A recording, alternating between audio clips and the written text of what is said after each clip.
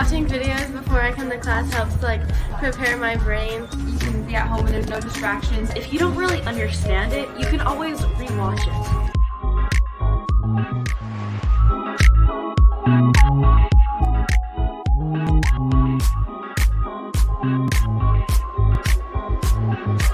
Hello everyone, I'm Dr. E and welcome to my YouTube channel.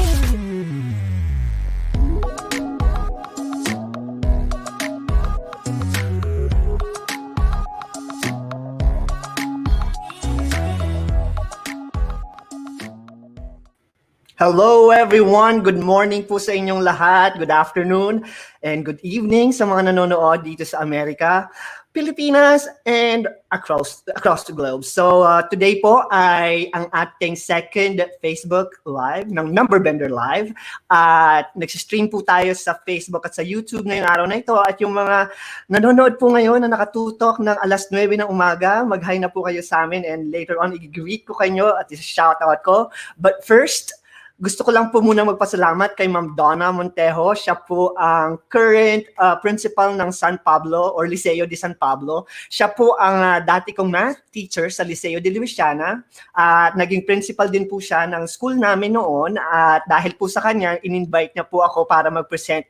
Dapat dun lang po sa school nila sa Liceo de San Pablo. And then she decided to widen my reach. Kaya po, andito po ako ngayon sa inyong harapan para po mag-present kaming tatlo mamaya ni Ma'am Carla at saka ni Sir Ray para po sa San Pablo Diocesan Catholic School System. Maraming salamat po sa mga Liceo schools across Laguna, Liceo de San Pablo, Liceo de Luisiana, Liceo de Pagsanhan, at mga Liceo dyan sa Laguna. Hello po, ako po ay kaisa ninyo at ako po ay natutuwa dahil po for the very first time, I'll be sharing my expertise on content creation at may bonus pa po kayong sinama dahil po in-invite ko din po yung dalawa po sa mga well-experienced educator when it comes to online learning. At sama-sama po kami, tulong-tulong kaming tatlo para po i-share sa inyo,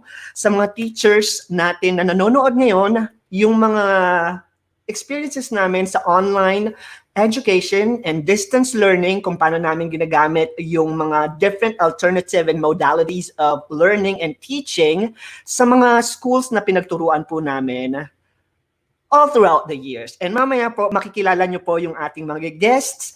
And for now, bago po tayo mag-umpisa, mag-greet muna tayo sa mga teachers natin na nanonood ngayon. Kay Ma'am Malu Rubia Pineda, good morning po sa inyo na nanonood ngayon sa YouTube. Hello po. Salamat po sa pagising ng maaga. Kay Christine Odtohan ng Liceo de San Pedro. Hello po sa mga taga San Pedro dyan at mga taga Liceo de San Pedro. Good morning po. Salamat po sa pagising ng maaga ngayong Lunes. Juela Gariba, good morning. Sir Esperanza from Liceo de San Pablo, hello po. At pasalamat po kayo kay Ma'am Donna sa principal ninyo. Siya po nag-invite sa akin ngayon. And kay Christina H. Watkins, and she is currently now in San Diego, California. Hello, Christina, and I'm so happy that you are here with us today. I hope that you'll be able to decipher some of the words that I will be using today, but I'm pretty sure you'll be able to come up with ways on how you'll understand us in our webinar today. And Asian Pop, ang aking suki, hello from Hong Kong. Hello po sa inyo. Good morning.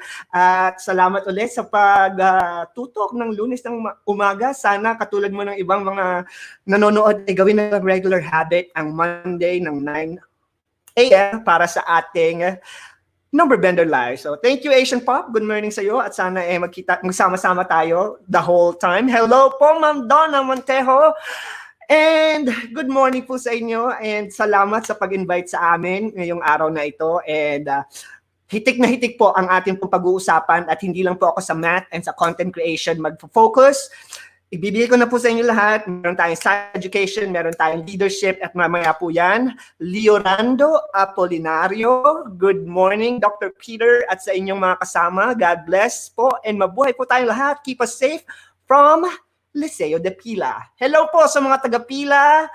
At salamat po sa pag-join niyo po sa amin. And yes, Christina, so excited to hear your knowledge and super teacher tips and tricks. Yes, of course, from Ginang White. Mamaya, or later on, I'll be introducing Ginang White in a little while for science education.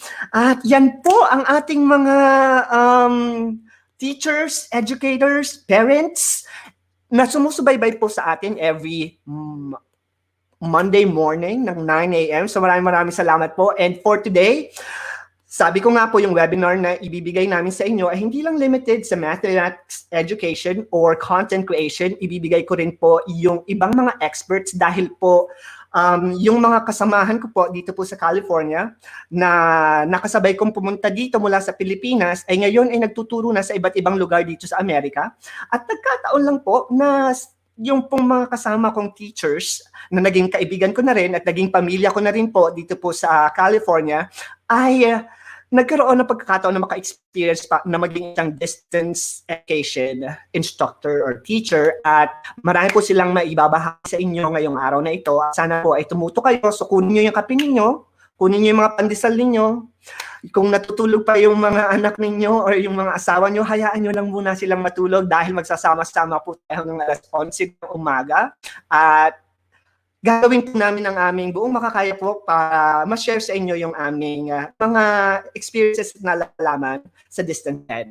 And Paolo, ilabas natin si Ma'am Carla at si Sir Ray para makita naman nila ang ating mga panauhin for today. Hello, Ma'am Carla. Hello, Sir Ray. Magandang umaga po. Magandang gabi. Magandang umaga sa inyong lahat at shout out sa mga taga Novaliches, nakita ko yon. And then meron ding taga Vancouver, nandito din ako. So thank you, magandang umaga po. Shout out to my Sai friend Christina, how are you? And sa lahat po ng aking mga kababayan dyan sa Pilipinas, magandang umaga po. At Numberbender, Dr. E, maraming salamat at naimbitahan nyo kaming dalawa ni Sir Ray para sa ating webinar today. Business unusual. Alright, so maya-maya lang po ay ibibigay ko po sa inyo si Ma'am Carla at si Sir Ray. So Ma'am Carla and Sir Ray, kita-kita tayo maya-maya lang at uumpisahan ko na sila ng aking presentation for today. And Pao, take this away. See you later. And magandang araw po uli sa inyong lahat. At sa mga bago lang po dito po sa aking Numberbender Live, ako po si Peter Esperanza at ako po ay nagtuturo ng mathematics dito sa California. Nagtuturo po ako sa Barstow Community College, sa Chapman University at saka po sa West Coast University. Pero bago po ako naging university professor, ako po ay full-time na high school teacher sa Barstow High School for over 15 years. At yung pong mga videos and math lessons na ginawa ko po ay intended po umpisa doon sa mga high school students ko mula po 7th grade up until senior high school na 12th graders. At pag-uusapan natin yan maya-maya lamang. At ako po ay natutuwa dahil po tulad nga po ng sinabi ko, ako po ay tubong Louisiana at ako po ay graduate ng Liceo de Louisiana. So ang alma mater ko po ay ang Liceo at alam ko po na ang mga teachers na nakikinig sa atin ngayon ay karamihan ay mga teachers ng Liceo across Laguna. At maraming salamat po sa mga taga Laguna na nanonood sa akin sa ngayon. And of course, this will not be possible if not for the leadership of Ma'am Donna Montejo, who happens to be my math teacher when I was in high school. Dahil sa kanya ay nabuo namin itong webinar na ito para makapag-share kami hindi lang sa mathematics, pati na rin po sa ibang mga subjects and discipline sa mga teachers na hinahandle niya sa ngayon, hindi lang sa Liceo de San Pablo, maging sa Liceo at iba pang mga Catholic schools dyan sa Laguna and outside Laguna. So yung mga teachers natin, hello po. At ngayon po, yung presentation ko po ngayon na business unusual is, kunin natin yung ating presentation. Ay binigay ko or nag-share po ako ng mga webinars ngayon sa DepEd, Department of Education. And I've decided na gamitin po yung platform ko to share my experiences as an online education para po sa mga teachers natin at ito po ay parang gagawin ko ng panata sa ngayon dahil po unang-una, hindi po ako makakalabas ng bahay. At since hindi ako makakalabas ng bahay, hindi rin po ako makakauwi ng Pilipinas. Sa katunayan po, today's supposed to be my flight going to the Philippines. I'm supposed to fly from LAX. Pero po dahil nga po hindi pwede, kaya po yung booking ko kinancel ko na dahil hindi ko po alam kung kailan po malilift yung quarantine or kung kailan magiging safe para po sa ating lahat yung pag-travel. So, Flip Classroom, ako po ay kilala ng mga subscribers ko at yung pong ilang mga teachers na nakapanood na po ng aking mga math lessons sa Flip Classroom model. At sa mga teachers at parents na medyo hindi familiar sa Flip Classroom model, ito po, Flip Classroom model po dahil po na-flip yung teaching pedagogy. Dati po, or traditionally, ang homework ay ginagawa sa bahay. Kaya nga siya homework. Pero dahil sa Flip Classroom, ang homework ay gagawin na sa classroom at yung pong lecture ay ginagawa sa bahay sa pamamagitan po ng mga video lessons. So dun po nagsimula yung Flip Classroom model and hindi po ako pioneer or nag-develop ng Flip Classroom model. Ang Flip Classroom model po ay dinevelop ni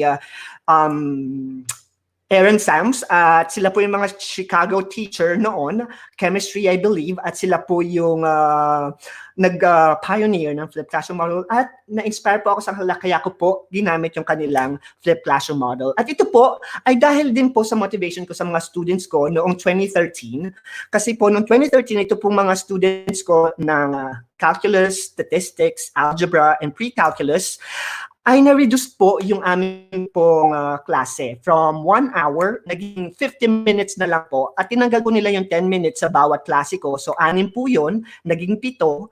And to compensate to the 10 minutes na pinagtatanggal nila doon sa mga klase ko, meron pong nabuong isa pang klase. So, naging 7 po yung klase ng mga bata every day. And dahil sa math teacher ako, I did the math. And I thought it's not gonna be that significant, but if you do the math, 32 hours po ang mawawala sa akin kung wala po akong gagawin. So 32 hours po sa bawat klase ko sa buong school year ang mawawala kapag po hindi po ako gumawa ng paraan. So yung 32 hours na yun, halos higit 1 buwan na po yun ng classroom hours ko sa aking mga estudyante. At ito po yung unang experience ko ng tinatawag ko natin na business unusual. So, kailangan ko ngayong umisip ng paraan para po magkaroon po ako ng pagkakataon na makapagturo pa rin sa mga students ko. So, I need to do some paradigm shift and think of ways on how to innovate and to make sure that my students will still be able to learn kahit konti na lang yung oras na ibibigay ko sa kanila. So, ito po yung tema ng aming webinar ngayon. Paano po ba tayo pagdating po ng August? Alam natin na kakaiba na po yung ating mode of teaching. Sabi nga po ni Secretary Briones, we need to be creative. Teaching or giving an alternative education to our students, it's not solely on online education. However, online education po yung parang pinakamadali sa ngayon. However, meron po tayong mga paraan para po magkaroon po tayo ng ibang ways para po maging accessible yung ating pong pagtuturo sa ating mga students. So, noong 2013, mabalikan ko lang po yung 2013, ang kwento po niyan, nag-umpisa po akong gumawa ng mga math videos ko sa mga students ko sa statistics. So, nung nakita ko po na yung mga students ko, nagbe-benefit sa mga lessons na ginagawa ko sa statistics, sabi ko, noong 2013, bakit hindi ko gawin dun sa 3 ko pang klase? So, noong 2013, habang ginagamay ko pa yung paggawa ng video and create ng content, binuhos ko na yung lahat, pati yung sa iba ko pang math classes, ibinigay ko na rin dahil sabi ko, kung gagawin ko rin lang naman to na isang school year, ba't hindi ko pagawin sa lahat ng math classes ko para the next school year, hindi na ako gagawa ng math videos. So, nag-commit po ako sa sarili ko. It's self-motivation. Alam kong mahirap, pero ginawa ko at lagi ko na lang iniisip na para sa mga students ko to and at the same time, para rin sa sarili ko. Dahil pagkatapos ko nang magawa yung mga content na yan, hindi na ako gagawa ng marami pang content after ng 1 school year. Kasi nabuo ko na yung mga lessons ko para sa buong 1 taon. Now, just to give you an idea kung bakit or kung paano ko binibigay yung Flip Classroom model ko sa mga students ko noon, alam ko na hindi natin makikita yung mga students natin sa August at kailangan nating, hindi na siya face-to-face, and Secretary Biones ng Department of Education, she's very clear na yun yung gagawin natin come August. Wala mo ng face-to-face. Pero po nung panahon na to, may face-to-face. However, yung mga students ko nga, yung mga videos na pinapanood nila, it runs about 5 minutes or 10 minutes. Hindi naman po ako nagbibigay sa kanila ng video lessons na 1 oras. Dahil 1 oras ang lesson ko sa kanila, dapat ba 1 oras din yung lesson na papanoorin ng mga bata? Hindi po. So, 5 to 10 minutes po yung binibigay kong mga math videos na pinapanood nila, and then nagtitake sila ng notes doon para kinabukasan, wala na silang kukopyahin ng mga notes sa akin. So ito po yung flip classroom model ko, at doon sa bawat video na binibigay ko, nagbibigay lang ako sa kanila mga 3 to 5 examples para lang ma-expose sila sa lesson na ibibigay ko the next day. Yung videos po ay hindi po substitute ng pagtuturo ko at that time. Ginagamit ko lang po siya para resources at aid para po maibigay ko yung flip classroom model sa mga students ko. At para po mabigyan kayo ng idea kung paano po ginagamit ng mga students ko yung flip classroom model at kung ano yung mga activities na binibigay ko kapag marami na akong oras sa kanila, ito po yung little video na inanda ko para sa inyo. Tao!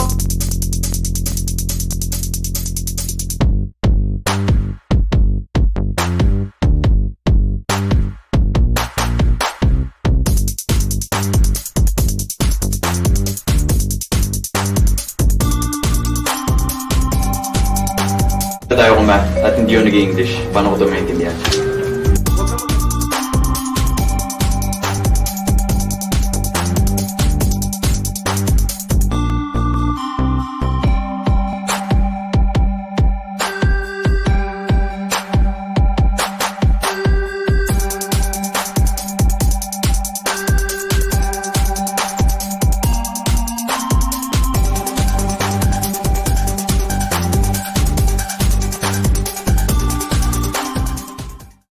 At yan po yung aking mga students sa Barstow High School. Ako po ay nagturo sa Barstow High School since 2005 hanggang 2019. Kasama ko po dyan si Ma'am Carla at si Sir Ray na mapapanood niyo po maya-maya lamang. So doon po kami nag-umpisa.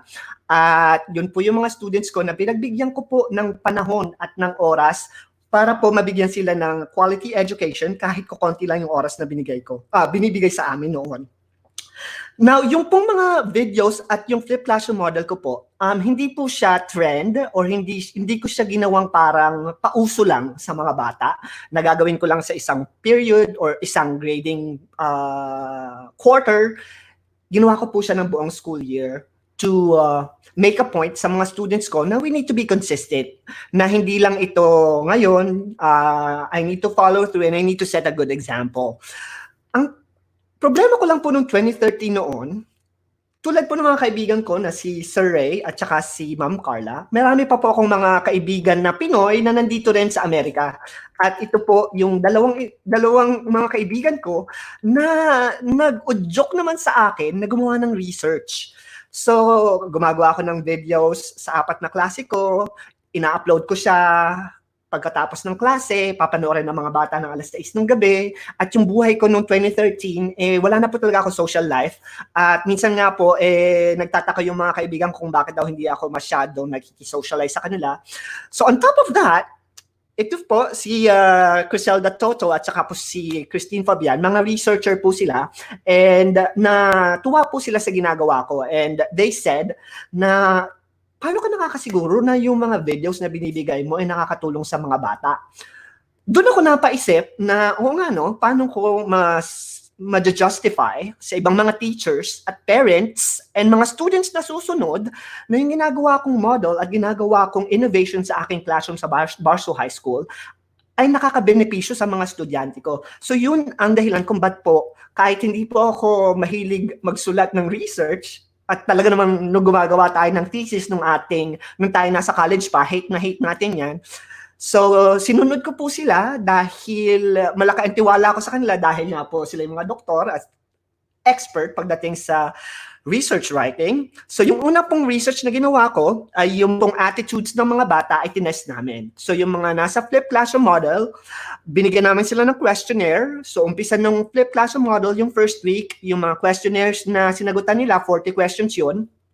It would test yung attitudes ng mga bata sa enjoyment nila sa mathematics, sa value nila sa mathematics, self-confidence nila sa mathematics, at pati yung motivation nila pagdating sa mathematics. So ito po yung 4 na subscales na tinatawag na pinagtuunan namin ng pansin. So nagsagot sila ng questionnaire na yon noong unang linggo, and then 10 months after, binigay uli namin yung questionnaire at pinasagutan uli namin sa kanila yung same questionnaire para po to see kung mayroong pagbabago.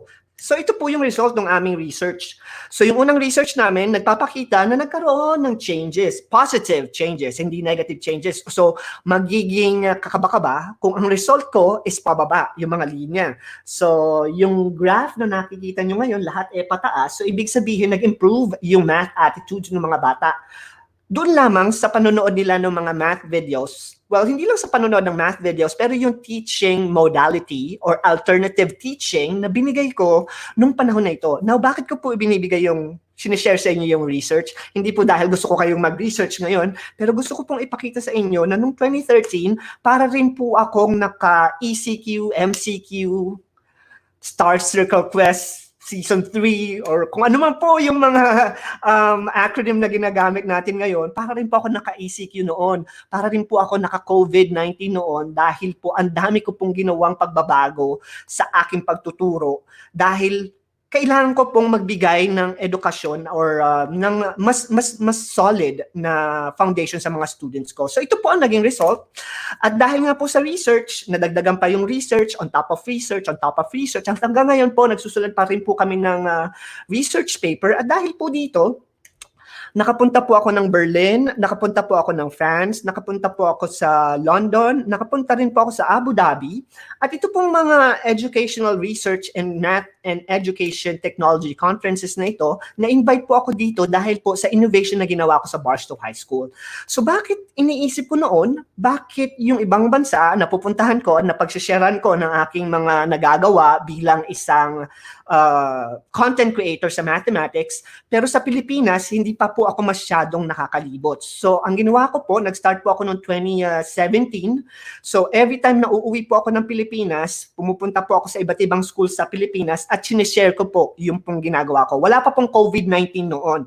So, ngayon nga po, na naka-ECQ tayo at hindi tayo pwedeng lumabas, naisip ko, bakit hindi ko gamitin ngayon yung platform ko, which is yung Numberbender website ko at saka yung pong Facebook and YouTube channel ko, para naman mas maipagpatuloy ko yung nasimulan ko. So ito po, talaga pong ang langit ay alam niya ang dapat gawin para sa akin. So sumusunod lang talaga ako dun sa mga ideas na naririnig ko sa paligid. And ito po ako ngayon sa inyong harapan, kasama po yung dalawa kong kaibigan, para po mag-share at ma-encourage kayo ng mga educators, kasi alam ko po na medyo na bago sa inyong lahat ito. Nandito po kami para po sabihin sa inyo na okay lang pong mahirapan, dahil mahirap naman po talaga sa umpisa. Wala pong madali, or hindi tayo agad-agad makakakuha ng madaling paraan, pero lahat tayo mangangapa, lahat tayo magkakamali. Pero at the end, kung ang puso natin at ang isip natin is to help, to educate, and to fulfill our role as educators and teachers to our students, lahat po ng mga balakid na yan at lahat po ng pag-aagam-agam, mawawala po yan. Madali pong masusolusyonan yan. So yan po yung method 1, 2, 3 na na-develop ko. So marami na po akong ways kung paano po i-develop yung mga content ko ngayon online. At nasa YouTube channel ko po yan. So kung hindi pa po kayo familiar sa YouTube channel ko, just go to Numberbender or type nyo lang po Peter Esperanza. Lalabas na po yung mga videos ko. At ito po yung iba't ibang methods na isi-share ko sa inyo sa susunod na webinar na gagawin ko dito pa rin sa channel ko. So magde-demo naman ako sa susunod, pero sa ngayon, meron po tayong available na mga videos para po na ma-share ko sa inyo at makapag-start na po yung ibang mga teachers natin ngayon dyan, or kahit mga hindi pa teachers, mga students na gustong maging content creator. So hindi po limited ang content creation sa mga educators. Kahit hindi po kayo teacher, gumawa po kayo ng content kasi meron pa tayong mga teachers na nangangailangan ng tulong ninyo. At ito po yung aking little video na gustong i-share sa inyo kung paano ko po inumpisahan yung pong aking paggawa ng content online. Number 2, more preparation, less mistake. So, dito ko i-inject yung libro na nabasa ko kay Malcolm Gladwell na I'm pretty sure marami sa inyo na nakapanood. Sabi niya doon, kapag ka daw gusto mong ma-master ang isang skill, meron siyang formula which is yung 10,000 hours. At kung makapag-allot ka or makapagbigay ka ng 10,000 hours sa isang skill na kaya mong i-provide, magiging master ka nito at magiging expert ka sa paggawa nito. At yun yung iniisip ko nung gumagawa ako or nag-uumpisa ako ng aking mga tutorial videos. Iniisip ko na yung first 10, 20, 30 videos would be pwede na. Hi, and let me welcome you to my flipped classroom. I'm Mr. Esperanza, and I'm teaching mathematics at Barstow High School. Now, the concept of flipped classroom is pretty simple. I'm doing all my video lecture using a video camera, and I'm going to upload it through YouTube or through my website, which is Numberbender. Pero alam ko na mag-grow ako, mag-i-improve ako over time. Ang kailangan lang is 1, hindi ako mag-quit. And 2, kailangan patuloy yung aking goal sa utak na makagawa ng mga math videos at ang focus ko is makapagturo sa mga estudyante sa Philippines at mga estudyante dun sa classroom ko sa California at yun lang yung kailangan kong isipin every time na kailangan ko ng motivation to be able to produce videos nung nag-uumpisa ako. I would say na pagdating sa pag-create ng math content using a camera, medyo master ko na yung department na yon. So, I keep on pushing the envelope and I keep on trying to explore what else I could do doon sa skill na natutunan ko noong 2013, which is to produce math content online na nagsanga-sanga na ngayon dahil ngayon meron na akong mga vlogs, meron na akong 5 tips, meron pa akong tutorial videos kung gusto nyong maging content creator na katulad ko, and who knows, hindi ko alam kung ano ang mga susunod na kaya ko pang gawin sa pamamagitan lang ng camera at ng kagustuhan ko na makapag-share ng mga skills na natututunan ko bilang educator dito sa California. At yan ang aking video noong 2013. Kung mapapansin nyo, wala pa po akong masyadong confidence noon, hindi ko pa po alam yung ginagawa ko. Although alam ko naman kung ano yung flip classroom at gusto kong sabihin, pero nag-umpisa po ako doon lamang sa aking whiteboard at nagtuloy-tuloy lang dahil nga po kay sabi ni Malcolm Gladwell, yung 10,000 hours na rule niya, kapag ka isang bagay, pinaulit-ulit mo lang, magiging expert ka dito. And dahil dun sa pagtsatsaga ko, I would say na nakapag-produce na ako ng 10,000 hours sa paggawa ng video. And dahil nga po dyan, meron po akong, ito po yung aking mga inspirasyon, yung mga Pinoy students na nagme-message sa akin na nakatulong daw yung aking mga math videos sa kanila na hindi ko naman po inaasahan kasi nung panahon na yon ina-upload ko lang yung videos ko hoping na meron manonood, and 6 years after, meron naman po pala talaga nanonood nga. So kaya nga po yan po yung mga nakakatuwang mga comments na nare-receive ko every day.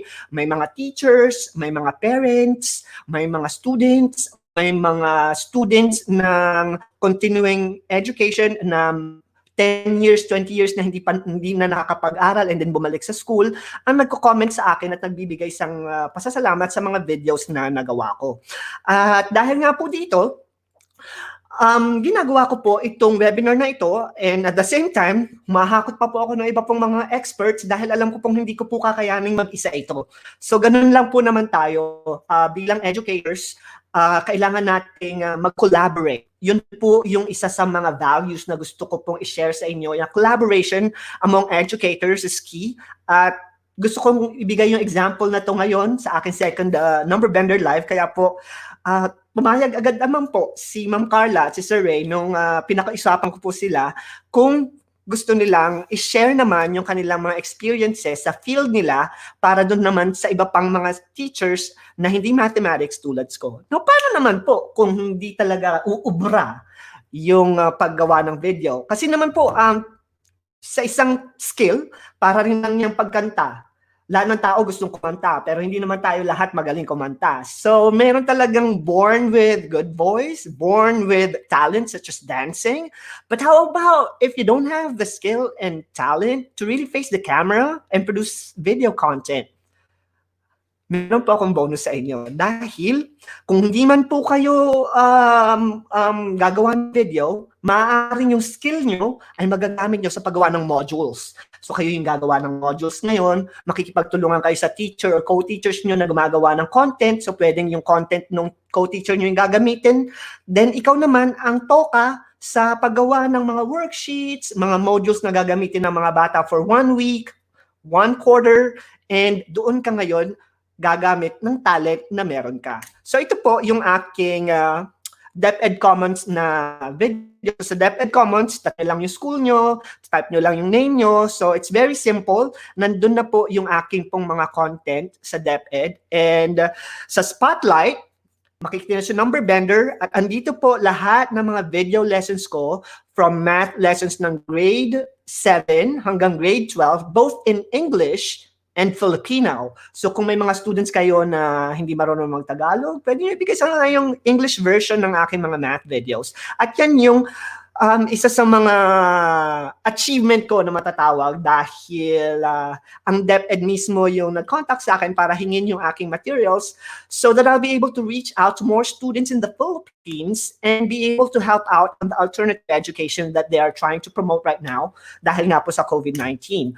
At meron din po akong website at sa website na to, andito po yung mga math lessons ko, naka-organize na po siya per grade level. So talagang gagawin ko na po yung dirty work for all of you. Bonus ko na po yan. At dahil nga po meron na ako ngayon ng mga videos ng per quarter at lahat po yan is under ng curriculum ng DepEd. Sa katunayan, magde-demo ako.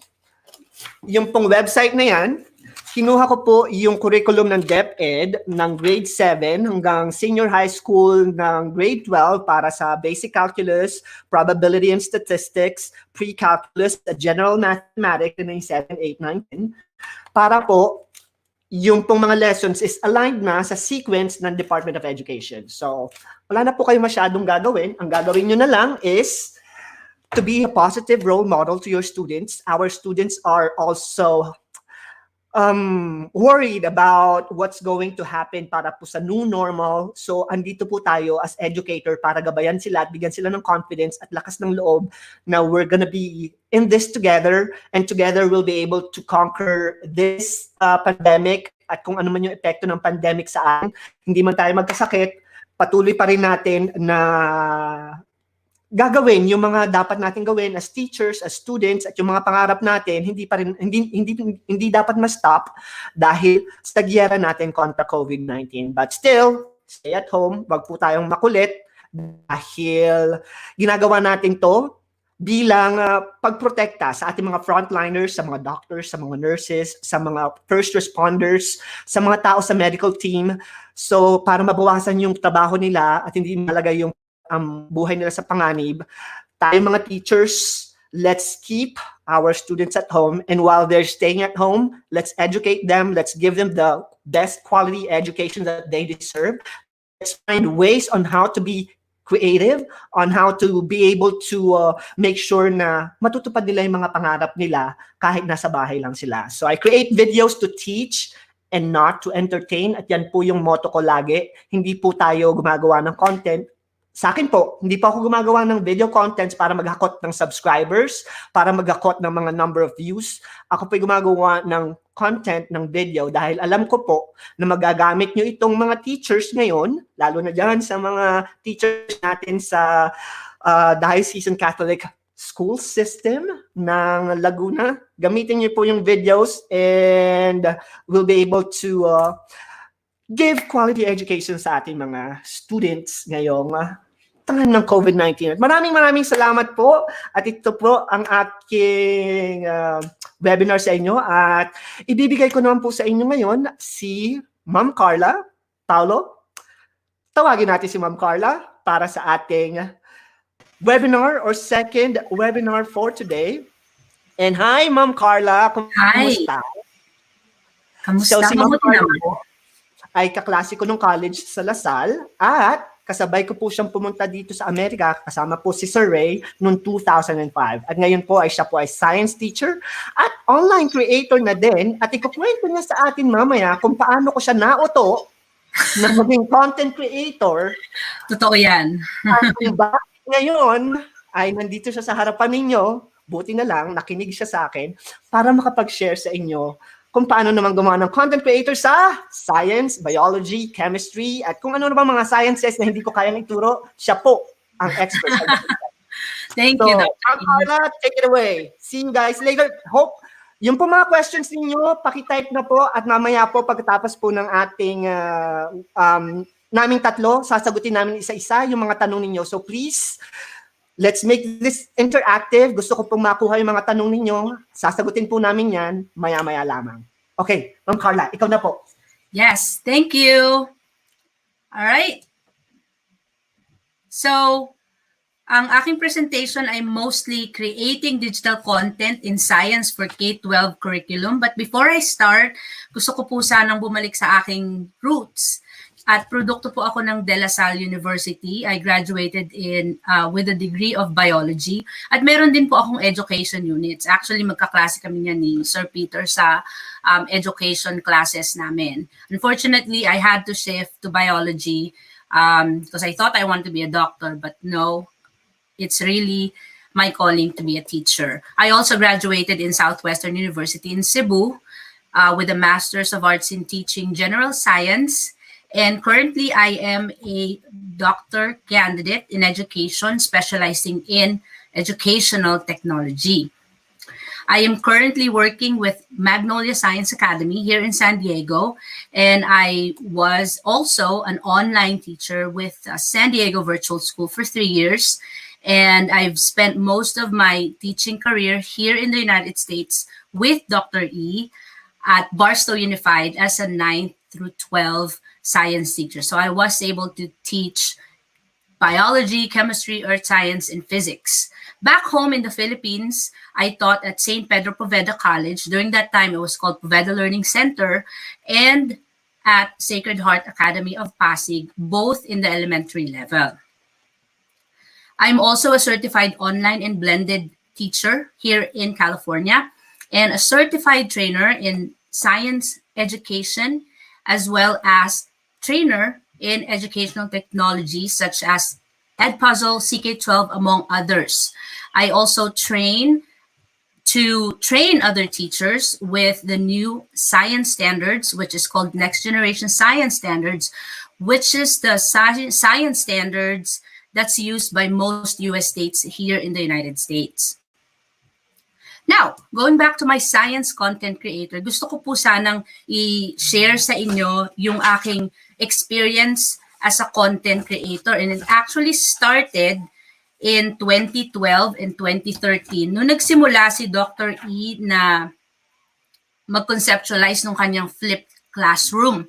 And so, I was one of his avid supporters. Nasabi ko, yeah, it's a very good idea. I've heard of it, and I see it. I see that it will work in our classes dahil kinat down nga nila yung hours of instruction, which is why by 2013 and 2014 school year, I started making science videos too with my students back in Barstow. And I use it from time to time on a needed basis, lalo na if I'm out of the classroom. So I had to make those videos for my students, just so they have that personalized feel that even if I'm not in the classroom, I'm there with them, teaching them through the science video that I made.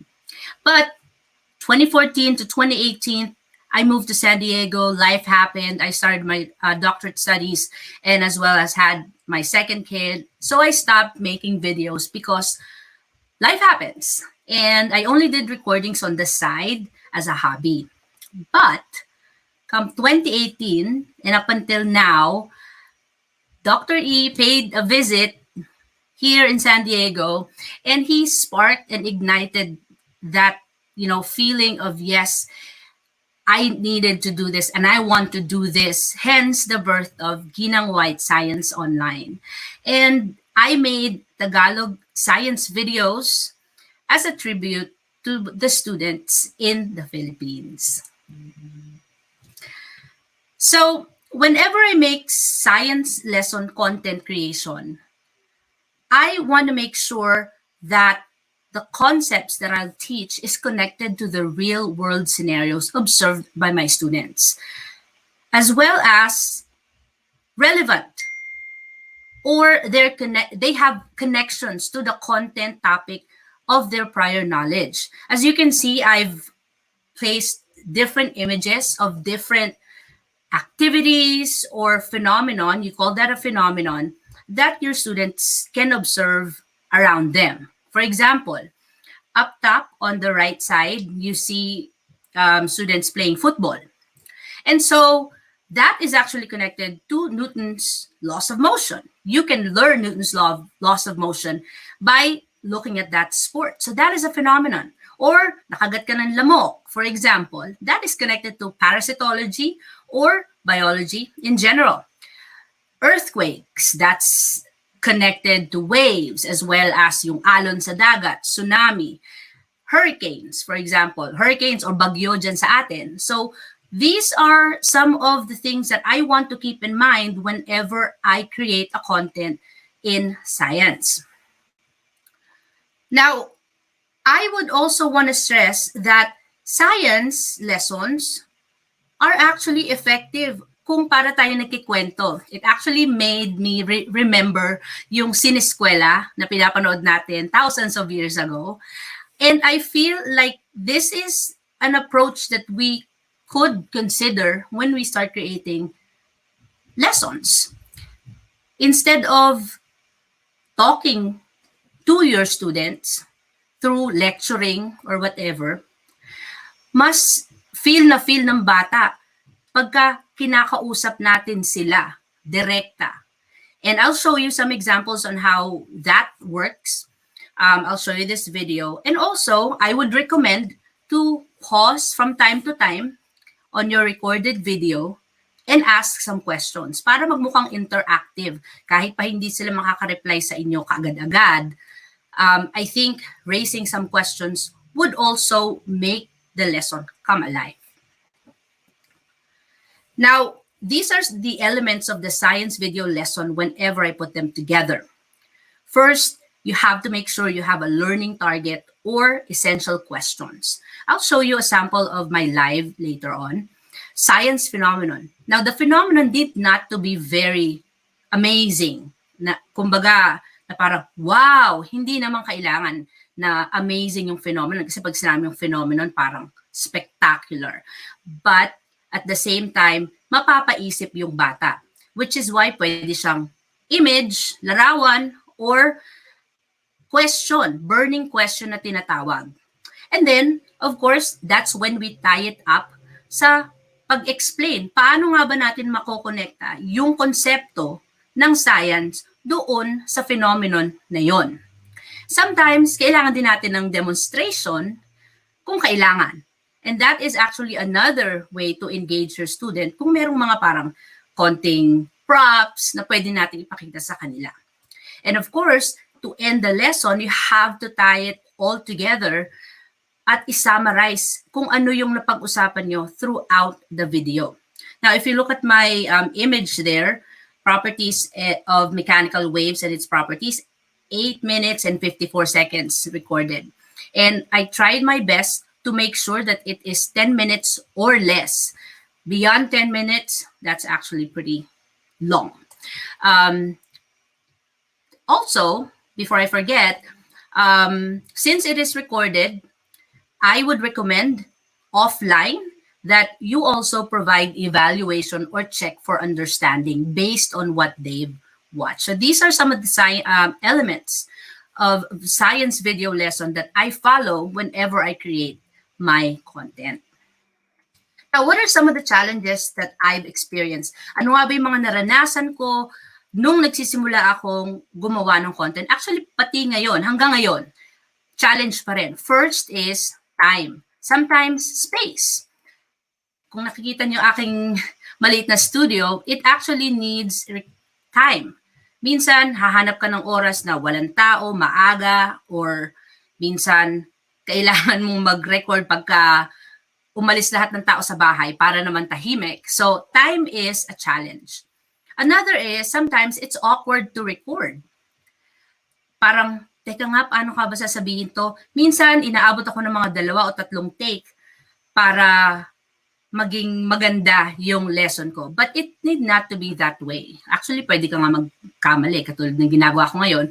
But that is another challenge. And lastly, yung lighting issues. No? So, ito yung pinaka-latest na video na ginawa ko. I just did a screenshot.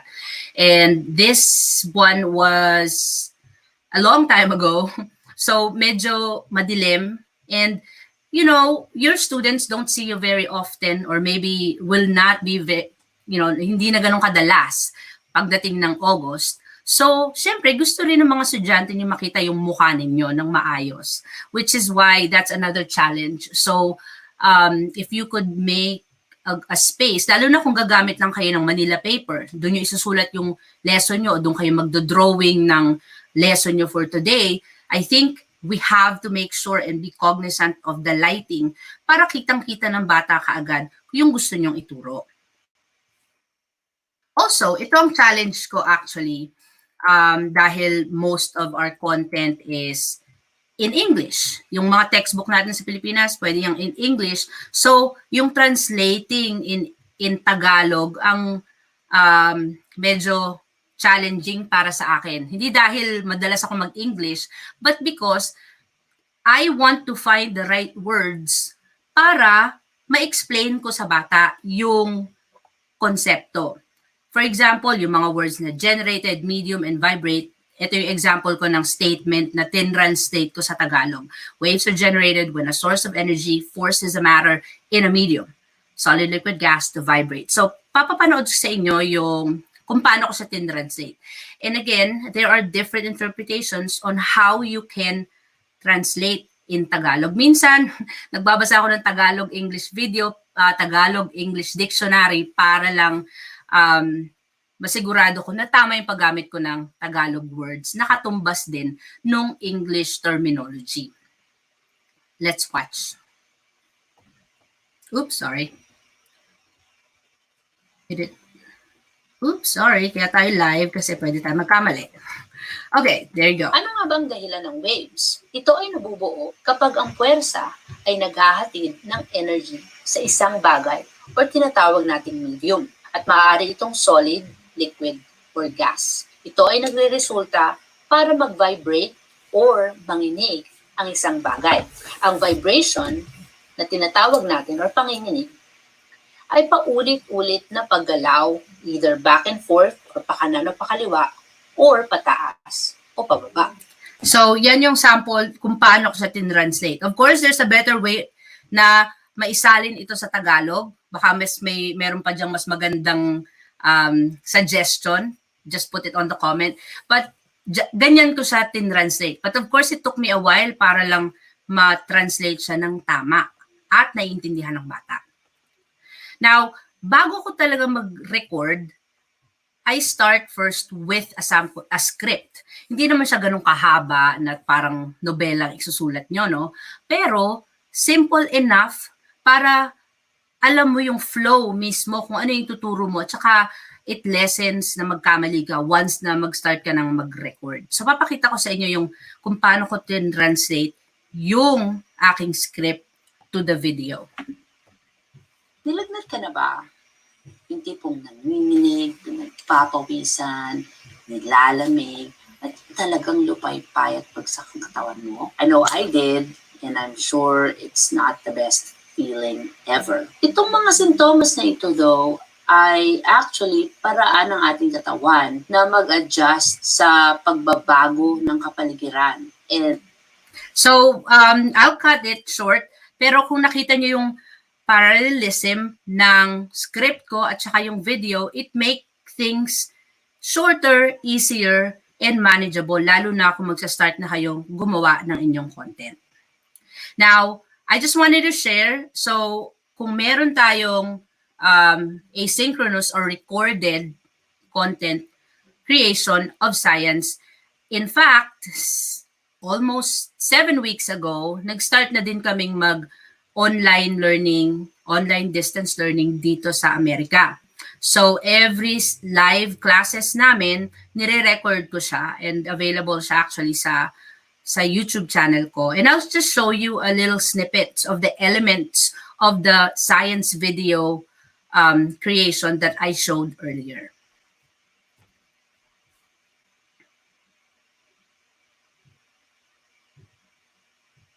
Good morning, everybody. Before we start, some reminders during our Zoom meeting. Make sure that you listen attentively today, and raise your hand button is available should you have any questions or comment.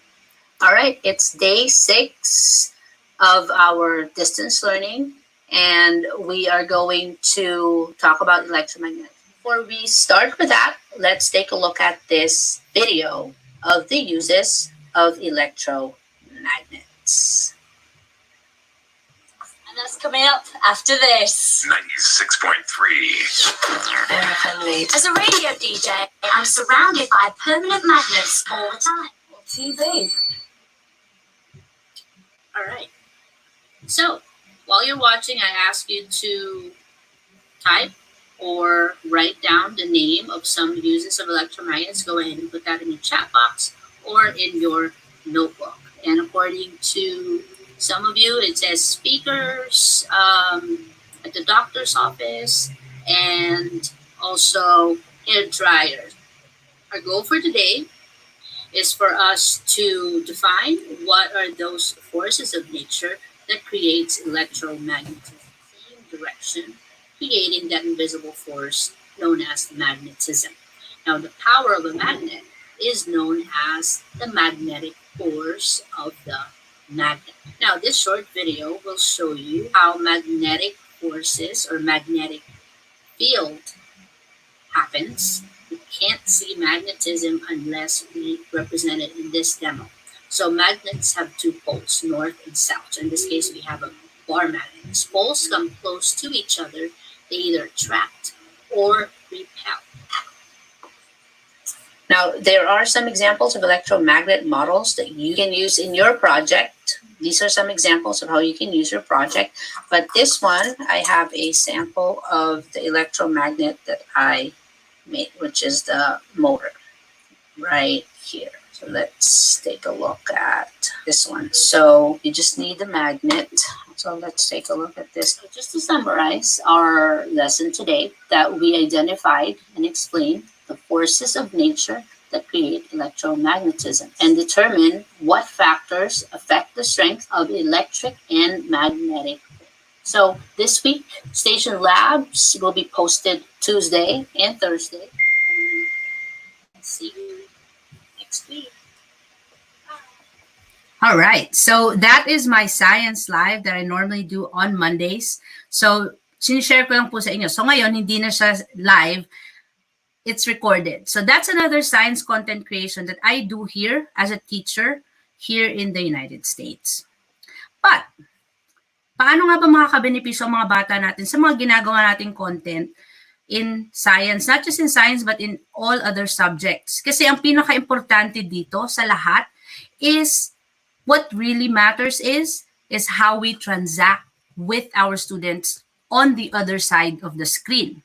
So, bago natin sila maengganyo na, manood kayo ng video ko, kailangan yung aralin yan or what not, kailangan nating mag-build ng relationships first with our students. How are we going to do that? We have to make sure that you are there as their teacher, na nandyan kayo. And this is really a business unusual for all of us dahil hindi naman tayo lahat nag-sign up na maging online distance teacher agad-agad, as well as our students. So they're at a loss too na parang hindi naman ako nag-volunteer na maging online student. But then again, kailangan natin eh. Wala tayong magagawa. This is our choice. This is what we have for now. The next best thing for education is this. And mamaya i-explain ni Sir Ray business unusual in terms of what we are facing now. I also would like to mention that digital content must be captivating primarily with real-world phenomenon, especially sa science. Secondarily, it makes students think with a sprinkle of entertainment. So sparingly lang, put your tag, laugh line, or whatever na konting pakwela and all that. Because that's another thing on how you can also relate with your students, which is why it feels good that students who have seen my videos saying na magandang grades nila sa science and all that, I think we can do this as Filipinos. Napaka-resourceful natin and we can captivate our students the same way I did, especially sa mga estudyante dyan sa Pilipinas na hindi ko sila kakilala, hindi ko sila estudyante, but then again, I am really happy that they feel that way. Also, I just wanted to emphasize na kahit na hindi nyo sila kaharap face-to-face, you can challenge your students and you want to still challenge your students to think. But, kailangan natin na ma-assure sila na ikaw, kanilang guro, ay willing at ready na ipakita sa kanila ang daan. Ang tanong ko sa inyo ngayon is, are you ready as an educator para mag-pave ng path at daan para sa mga estudyante natin na take this challenge to go on online distance learning and make a difference? Are you ready? Of course, we are ready. Filipino tayo eh. So we are always and born to be ready and bring the awesome. Shout out to Christina again. She did this for me. That being said, this is my YouTube channel, Ginang Science Online. And I invite you to subscribe to my channel as a resource for you and your students para naman madagdagan yung resources niyo dyan come August. And I'm still learning, I'm still growing, and I know that this will benefit not only the students but also teachers back home. And I just wanted to mention one of an inspiring quote from one of an inspiring educator here, Dave Burgess. He's also from San Diego. This quote, and it goes, "Don't just teach a lesson, create an experience." Special thanks to our webinar sponsor. And if you need more resources, by the way, ito po yung kanilang company, Hands on Tech Education. Meron po silang free virtual classroom. If you need more information on that, please send me a message. And let's keep in touch po. Ito po ang aking YouTube channel, Ginang Science White Online, Instagram, Mrs. White Science Online, Twitter, Mrs. White Online, and my Facebook page, Mrs. White Science Online. Maraming pong salamat sa pakikinig niyo po sa akin at sana po'y meron po kayong napulot at natutunan sa aking maikling nga ba, na presentation today para po sa lahat ng mga guro dyan po sa Laguna. Marami pong salamat. At maraming salamat po, Ma'am Carla. At si Ma'am Carla po, yung pong mga YouTube videos niya, pwede niyo pong gamitin. So kung ang expertise nyo rin is paggawa ng modules, pwedeng gamitin nyo naman yung mga videos niya as your resource para i-send sa mga students niya. And nasabi na ni Ma'am Carla yung sponsor natin para sa digital certificate, nasa YouTube sa description box. I-click nyo lang po yung digital certificate link. Papasok po kayo sa isang Google form. If fill out nyo lang yung Google form and isi-send namin yung mga digital certificates ninyo after po nung webinar natin today. So sa description box, digital certificate. Meron pong link doon. I-fill out nyo po yung form para po masend namin yung digital certificates na ibibigay namin sa inyo courtesy of Hands-on Technology Education ng San Diego at saka po ng American Statistics Association ng Orange County at ng Long Beach. So sila po yung dalawang institution na sponsor natin para po sa webinar na ito. So again, maraming salamat Carla. At yung pong mga questions nyo kay Ma'am Carla, pakitype na po ninyo at sasagutin namin po yan isa-isa. Nababasa na po namin yung ibang mga questions and tuloy-tuloy lang po dahil po pipiliin namin yung mga questions later on para po masagot namin. Alright, Ma'am Carla, nag-atay na si Sir Ray. See you later. And sa ating pangatlong webinar, si Sir Ray Ramos naman po ang ating tatawagin. Sir Ray Ramos, nasan ka? Hi! Hello, Sir Ray Ramos. And si Sir Ray po ay isa rin po sa mga kasabayan ko na teacher sa Barstow High School. So lahat po kami mayroong isang common denominator. Lahat po kami ay magagaling. Pero hindi lang po magagaling, lahat po kami ay galing ng Barstow High School. Doon po kami nag-umpisa at si Lolo Ray po, si Sir Ray ay math teacher din katulad ko at ibibigay niya po sa inyo ang kanyang history in a little while. Sir Ray, take it over. Magandang gabi po sa inyong lahat. At katulad nga ng sinabi ni Ginang White at ni Dr. E, magkakasama po kami sa Barstow noong 2005 mula noon. And then, nagkasama-sama kami. In fact, naging instructional coach ako ni Dr. E. Yun ay bago niya sinimulan yung flipped classroom. So, pinag-usapan natin yung classroom, di ba? Yung mga pwede nating gawin. Yun yung yun yung parte na kailangan nating isipin. Ano yung mga practical strategies? Pero tinitingnan din natin, syempre, ano nga ba yung mga kailangang mindset para magawa natin ng tama at magkaroon tayo ng inspirasyon? Kasi sabi nga ni Dr. E at ni Ginang White, hindi naman yan automatic, it's something that you learn. So, business unusual. Kasi nga, hindi naman natin pinili na pumasok sa sitwasyon na to. Biglang suddenly, lahat na lang tayo. Kailangan ng different mindset. So, introduce ko ng ulo yung sarili ko. Magkakasama po kami ni Peter at ni Carla. 20 years na akong nasa education. Nag-provide po ako ng professional development, nasa leadership team ako, naging department chair. Nagsimula po talaga ang education ko sa Lasal, katulad ni Peter at ni Carlo, although mas matanda ako sa kanila, kaya tinatawag nila akong Lolo Ray. And then, ang bachelor's ko po ay Lasal, ang master's ko po ay sa University of Scranton sa Pennsylvania. Pero in terms of teaching po, 4 po talaga yung credentials ko sa Pilipinas, sa State of California, sa State of Washington, tsaka sa British Columbia. So 4 na lugar na po ito, pwede akong magturo at alam ko ho yung curriculum nila. So yun talaga yung naging background ko. In terms of pagtuturo, sa Pilipinas po, naging department chair ako at teacher sa elementary at high school ng Assumption College. More high school, actually. Pero nung naging department chair po ako, naging elementary department chair din ako. Nagtrabaho din po ako sa Barstow Unified tulad ng sinabi ni Dr. E at ni Ginang White sa De La Salle High School sa Concord, California. Yes, connected siya sa De La Salle sa Pilipinas at sa buong mundo. Sa Roland Unified, ngayon po, nagtuturo din ako sa Brandman, kasabay ng trabaho ko sa Washington State. Nakapagtrabaho din po ako sa Amazon Education. So 2 taon ako naging developer sa Amazon Education at marami ako natutunan doon. At marami din akong isi-share sa naging karanasan ko doon.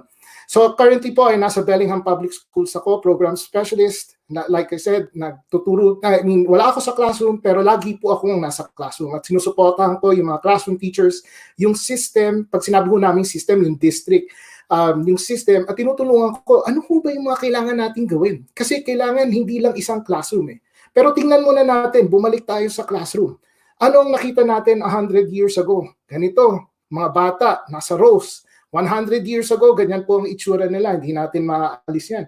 And then, 60 years ago, ganun pa rin. Na mga bata, nasa upuan, nasa rows, and then nakaupo lang sila. Today po, ganun din medyo ang itsura. May mga computer lang tayo, medyo nababago. Pero in reality, medyo nasa rows and columns pa rin sila. So, kailangan na natin ng konting ibang pag-iisip. Yun ang sinasabi nating teachers in the new world. Lalo na sa pandemic kasi iba na yung pag-iisip na kailangan natin gawin. So teachers in the new world, kailangan iba rin yung pag-iisip. So isipin natin ito. Yung old ways of thinking in the new normal. New normal na, iba na yung normal. yung old ways of thinking natin ay parang mga puzzles na ipinipilit nating ipasok sa isa pang parte ng puzzle pero hindi na siya nag-fit. So sabi ko nga, nung kausap ko si Ginang White at saka si Dr. E, aminin natin na karamihan sa education ng mga ginagawa natin dati, hindi na siya nag-work. It doesn't work. And kailangan natin ng ibang klase ng pag-iisip. So ano ba ibig sabihin ng teacher leading? Kailangan nagsisimula ka sa isang idea. Yun nga yung ini-encourage ko kahit sa mga kasamahan ko. Magsimula kayo sa isang idea. Ano ba yung idea? Ano ba? Pwede din yung idea, isang tanong. And then sa isang idea or tanong na yan, mag-a-advocate ka. And umiikot ka ng umiikot dito. Meron kang idea, you have an idea, you're inquiring, and from inquiry, hindi dapat mahinto doon, dapat mag-advocate tayo. Ano yung advocacy? Kailangan mas magandang situations, kailangan mas magandang bagay, at magandang systems para sa mga estudyante natin. So pag sinabi natin teacher leaders in the new normal, or in the business unusual, iisipin natin Maslow before Bloom's. So yung mga alam natin to, lagi natin naririnig, yung Maslow's hierarchy of needs, tsaka Bloom's taxonomy. Sa new normal, sa business unusual, kailangan Maslow before Bloom's. Babalikan ho natin yan. Ano pa? Kailangan learning is above student compliance. Hindi lang yung parang attach tayo na mag-submit lang ng mga projects yung mga bata. Kailangan may learning talagang nangyayari. At tulad nga na sinabi ni Ginang White at saka ni Dr. E, yung content creation, kailangan talagang parang rich task siya. And then we meet students where they are, kasi iba-iba yung problema ng mga bata. And then, pag inisip natin ng isang estudyante, kailangan strengths-based versus deficit-based. At pag-uusapan ho rin natin, ano ba ibig sabihin ng strength-based? Kasi lahat ng bata may strength. Pero pinag-uusapan ba natin yun? O lagi natin pinag-uusapan, ay, wala siyang internet, ay, hindi niya kaya, ay, gano'n. Kailangan strengths-based tayo. So, Maslow before Bloom's. Lahat po tayo, kung estudyante ka ngayon, or if you're a student, you can Google this. But if you've been a teacher, you've heard of Maslow and Bloom's taxonomy. So ano ba sinasabi ni Maslow? Bago mo makuha yung learning na gusto mo, yung self-actualization, ganon, or yung mga iba pang bagay na medyo theoretical, even though kind of practical, kailangan there's certain things you need to meet. Food, shelter, and clothing. Yun yung kailangan. So pag sa isang guro na nasa new normal, kailangan isipin niya muna, ano ba yung sinabi ni Maslow? Kunyari may isa tayong estudyante, hindi siya nagre-respond sa inyo. Ang una niyong dapat isipin, o una natin dapat isipin, isasama ko yung sarili ko, is may pagkain ba yung batang yan? Baka walang bahay, baka may nangyari sa lugar nila. Kasi kailangan food, shelter, and clothing muna. Bago natin ibigay yung mga materials na educational, like analysis, synthesis. So in a sense, isipin muna natin, habang inaasikaso natin yung mga sinabi ni Maslow, pinalalaki natin yung Bloom's taxonomy. Kasi kahit anong ibigay nyo ng material sa isang bata, kung hindi po kumakain yan at walang bahay yan, walang suporta yan, wala hong mangyayari. Kailangan po natin aminin yun. So, sa socio-emotional state, di ba? Yun yung sinasabi natin. Bago pa kayo magbigay ng mga material sa isang bata, tanungin nyo muna, kamusta yung bata? I think yun yung sinasabi nating Maslow before Bloom's. So, yung growth mindset, lagi nating naririnig yan. Pero ang totoo niyan, kailangan may kasama siyang socio-emotional well-being. Wala tayong sinasabi na pag socio-emotional well-being, lagi mo na lang tinotolerate yung pagkakamali. Pag sinabi natin socio-emotional well-being is lagi tayong nagtatanong. Lagi nating iniisip, ano ba yung pwede nating itanong para yung estudyante natin makaramdam na suportado siya. So, syempre nagpaplano tayo for 2021. Lagi ho nating iisipin, dapat systems. Hindi lang yung isang classroom. Kailangan isipin natin, how does this affect, yung mga plano natin, affect the entire system. So, hopefully, makapagbigay po ako ng mga questions to ponder. At may mga sagot ako dito. Kaya lang, gusto ko hong isipin ng lahat. Ano ho ba yung pwede nating isipin? Pag iniisip natin yung buong eskwelahan, yung buong diocese, hindi lang yung classroom mo. Una, mental health. So, ito yung tanong ko sa mga eskwelahan pag pumupunta ako. Are there support services for staff, students, or family in terms of mental health? Kasi in the new normal, kailangan meron tayong plano para dyan. Next dyan, is there training for teachers, administration to provide first aid? At hindi lang yung physical first aid, kailangan yung well-being first aid na tinatawag.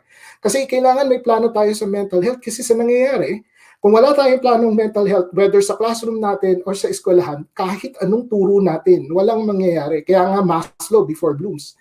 Tsaka, kahit na math teacher ako, lagi ko iniisip yun, paano ko ituturo yung coping with stress? Meron po tayong maraming strategies para magamit yan. So communication, next question ko sa systems, no? Whether classroom teacher ka, principal, or nasa DepEd ka, how will you communicate to your community? Siyempre, hindi naman lahat may internet. So, pwede bang telepono? Pwede bang letter? Pwede bang, sa community center, meron ka bang pwedeng, magkaroon ng connection doon para isabihin mo yung mga messages mo? And how will the community members give you feedback?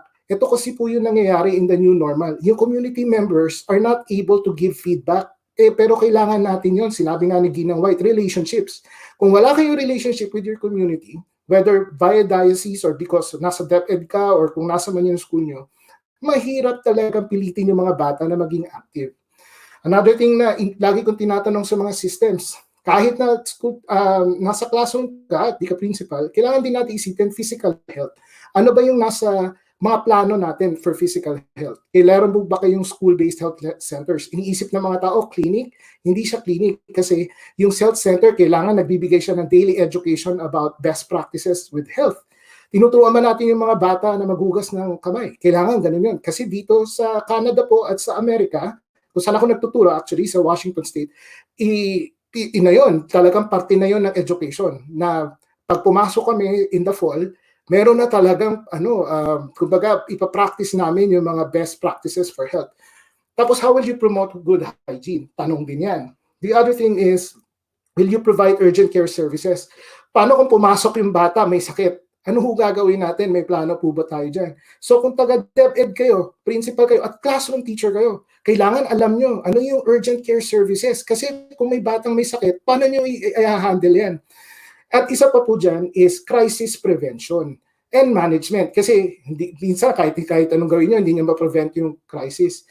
Ang tanong ko po ba sa inyong lahat, whether nasa classroom ka o nasa big system ka, meron po ba kayong crisis team? At kung yung crisis team na yun nag-i-exist, alam niyo po ba yung plano? Kasi yan ang teacher leaders in the new normal, di ba? Tapos, eto pa, pinaka-importante, at nagugulat yung mga tao kapag dinidiscuss ko to. Meron po ba kayong plano mag-conduct ng memorial activities para sa mga pamilya na merong magkaroon ng loss o mamatayan habang nagkakaroon ng klase?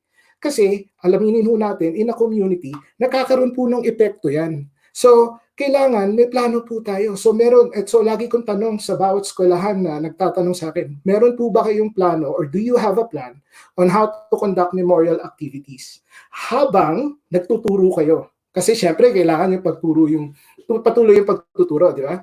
So, change mindset. Sinimulan ko sa business unusual. At sinabi ni Dr. E at ni Ginang White, relationships matter.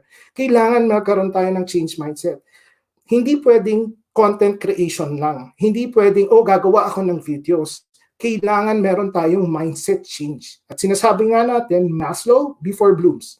So ano ba yung mga sample? Kasi gusto ko practical. Kasi theoretical yung change mindset. Diba? So gawin natin practical. Teacher leaders begin with a different self-talk. So bibigyan po kayo ng isang example. Ano po yung summative test? Nako, lagi ko hong naririnig to. Na periodical, end of the year. Ano ho yung old talk natin sa new normal? How will I give them a summative test? Most of them will probably cheat. Hindi ko sinasabing hindi mangyayari yun, pero yun kagad ang conclusion ng karamihan ng mga gurong nakakausap ko. How would I even give them a summative test? They'll probably cheat. And cheat. Magdadaya lang yan. In this old self-talk, the student already loses kasi sinimulan nyo na natalo siya eh. Pag sa ganito kasi, nagsimula, deficit-based kagad instead na strengths-based. So, kailangan ibahin natin sa change mindset, iibahin natin yung pananalita natin mismo. So, instead na yun, sabihin natin, okay, instead na sabihin na, magdadaya lang yan. Ang sasabihin ko sa change mindset is, I will give them performance tasks that they will enjoy. Sabi nga ni Ginang White, kailangan rich experiences, di ba? Yes, they may ask help from others, but I'm going to make sure they learn a critical or area of focus. Kung ano ba talaga yung focus ng summative test nyo? Kasi may focus yan. Hindi naman lahat yun equal intensity. Di ba? I will communicate to the next, let's say grade 6. I will communicate to the next teacher in grade 7. What critical areas of focus should be reviewed? Okay, kung naniniwala ka talaga na hindi nila natutunan, paano mo maibibigay sa susunod guro? Tapos, meron pa ho tayong konting panahon, I will expose and re-expose students to critical areas of focus, CAFs, so that even if they ask for help help from others, they will get the point. Hindi yung simula, ay magdadaya yan. Hindi na ho natin mapipigilan yun. Pero ang pwede nyo gawin is paulit-ulitin. Kasi kahit nasabihin na natin kumuhingi sila ng tulong sa umpisa, pero kung paulit-ulit ho yun, at nasa spiral nyo yung lesson, yung critical area na yun, matututunan din nila yun.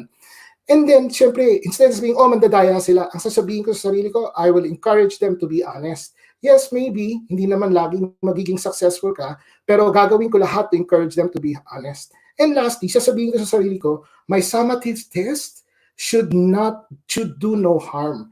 Hindi pwedeng, sa Amerika, laging sinasapos, ginagamit yung term na weaponized. Let's not weaponize summative tests. They're just tests. Kasi, at the end of the day, marami namang experiences pa yung bata. Summative test is just one of them. Let's not weaponize them. Lagi kong sinasabi yun. Nairirinig ko na huto pag each time na sinasabi ko yung summative test. Validity and reliability. Nako, paano yung test? Paano yung ganito? Ganyan. Hindi na yan valid, hindi na reliable. Balik po tayo sa Hurricane Katrina. Okay? Ito po, sa Amerika, kung dun sa mga alam ko, makaramihan sa inyo, kundi lahat sa inyo, alam to. Nag-devastate po libo-libong tao, natigil din po yung trabaho, parang prelude nga yun sa COVID-19. 110 out of 126 public schools were completely destroyed. Yung mga bata, ilang buwan hindi pumasok. Yet, years later, these children who were affected by Hurricane Katrina still became lawyers, teachers, accountants, professors, and all the spectrum of professions that you can think of. Hindi naman sila nag-summative test. Nasira yung pag-aaral nila. Pero years later, na-achieve pa rin nila what they wanted. And because, hindi dahil pinilit ng mga teachers yung summative test. Ang pinilit ng mga teachers is to give them hope, is to encourage them, and to keep asking questions. And even though nangyari yung Hurricane Katrina years ago, I think meron tayong natutunan sa kanya. It's not about yung mga activities, it's about learning, and it's about giving hope to our students. Ganon yung nangyari. So, sasabihin ko ito, the growth of these children did not stop yung sa Hurricane Katrina just because school wasn't normal. The growth of your students will not stop just because your summative test will look different today. Yun po yung lagi ko sinasabi. Kaya nga change mindset, di ba? Kailangan iibahin natin yung pag-iisip natin. Yung educational plan natin, kahit anong plano natin, it should do no harm to students. Yes, let's keep the expectations high. Yes, let's keep teaching as much as we can. Yes, let's go for content creation. Kaya nga nandyan si Ginang White at si Dr. E. Pero whatever those assessments are, your assessment tools, do no harm to students. Yan po ang policy na sinusunod sa British Columbia. Yan ang policy sinusunod sa State of Washington. Yan din ang policy na sinusunod sa State of California. Do no harm. Let's not weaponize our educational tools, especially in a pandemic. Mahirap pong sabihin nyo, pero minsan madaling sabihin, pero mahirap. Pero pwede ho nating pag-usapan, di ba? May isa pa po, yung change of language. Old talk, lagi ko ho naririnig to, at marami akong kinokorek dyan. Students who are special ed, students who are ELL. Ito po ay lumang pag-iisip. Ito ay, yung old way of thinking. Sa Bellingham Public Schools po, hindi namin sinasabing mga students who are special ed or students who are ELL. Ang sinasabi namin, which is our new language, all students are exceptional. Hindi namin sinasabing ELL student. Ang sinasabi namin are exceptional student receiving special education services. Hindi namin sinasabing English language learners. Sinasabi namin are exceptional students receiving English language services. Iniiba ho namin yung language namin. Bakit ho? Kasi pag narinig nyo, special ed student, parang may disability na kagad yung bata, deficit-based conversation. Para bang napaka-deficit niya. Yes, may pangangailangan siya na kakaiba sa iba, pero exceptional pa rin siya, and I'm sure we can find those exceptionalities. So yun yung paniniwala namin sa Bellingham's Public Schools. Wala po sa Bellingham, pag pumunta po kayo sa system namin, sa district namin, na maririnig kayong ELL student at special ed student. Lahat po kami, pinapractice talaga namin yung change of language, kasi nga, change of mindset, di ba? Sasabihin namin, exceptional students. Exceptional students receiving special education services, and exceptional students receiving English language services. Kailangan ibahin natin yung language natin in the new normal. So, ito, nababasa ko din sa mga questions, no? Paano yung walang mga internet? Opo, Hindi ko dinideny na hindi nangyayari yan. Pero old talk, ano ba yung old talk natin? Laging sasabihin, oh, students do not have access, we cannot do it, di tayo pwede magkaroon ng content creations, or students will not do it anyway. Pansinin nyo ho sa old talk na to, napaka-deficit based na. Talo kagad yung estudyante. Pero in the new talk, kahit po kami sa Bellingham, una namin tinanong, is the student doing okay physically, mentally, emotionally? Yun una namin tanong. Hindi kami nagsimula sa, ay, hindi naman nila gagawin. Hindi nga namin sinimula kung may access sila eh. Ang una naming tanong, ano yung sitwasyon ng bata? At sa sitwasyon ng bata, meron bang magagawa yung community? In your case po, yung diocese. Ano po ba magagawa ng diocese para mag-reach out sa bata? Isa pa po, sa New Talk, how can I, the school community members, remove the barrier to access? Kasi access po ang question, di ba?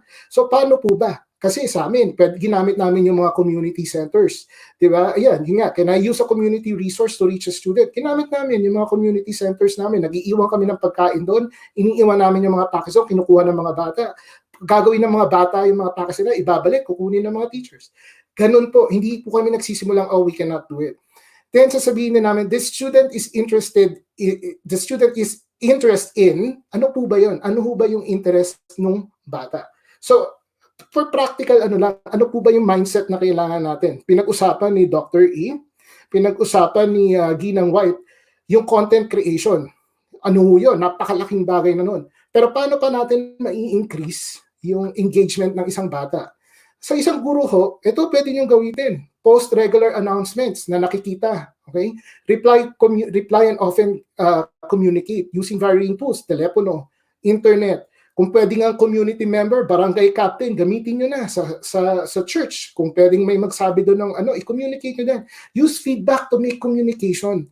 Mag-feedback po tayo, kailangan. Ganyan ang ginagawa ng isang guro. Whether sa internet or whether using community members, use feedback to make connections. Sa parents po, paano po tayo, kasi kailangan tong tatlong aspeto na to, highly engaged, para yung bata engaged. So paano natin mai-engage yung mga parents? Connect po with the parents, who number one. Tinawagan niyo na ho ba yung mga magulang?